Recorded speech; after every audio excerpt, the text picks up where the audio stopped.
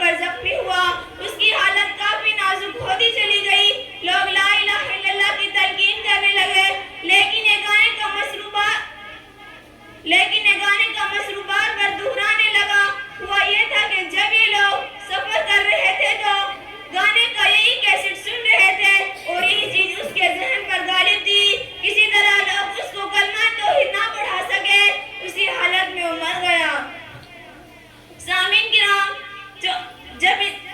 جب موت انسان کے جسم میں اپنے مضبوط پنجے گاڑ دے گی اور آدمی بے بس اور مجبور ہو جائے گا تو غافل اور گنہگار لوگ یہ خواہش کریں گے کہ انہیں دنیا کی طرف لوٹنے کا موقع دیا جائے تاکہ غافل اسلام لائے اور نافرمان گنہگار اپنی زندگی بھلائی کے کاموں میں صرف نیک بن جائے، جیسا کہ اللہ تعالیٰ سورہ مومنون میں ارشاد فرماتا ہے، حتی اذا جاء آدم الموت قال رب ارجعون لعلی اعمل صالحا فیما ترکت کلا۔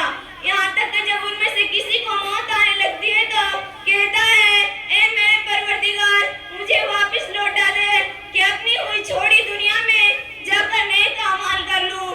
ہرگز ایسا نہیں ہوگا۔ آخر میں اس سال پر میں اپنی بات ختم کرنا چاہوں گی۔ موت سے کسی کو رشتگاری ہے، موت سے کسی کو رشتگاری ہے، آج ان کی تو کل ہماری ہے۔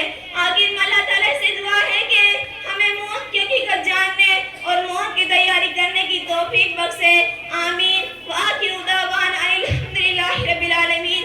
السلام علیکم ورحمۃ اللہ وبرکاتہ۔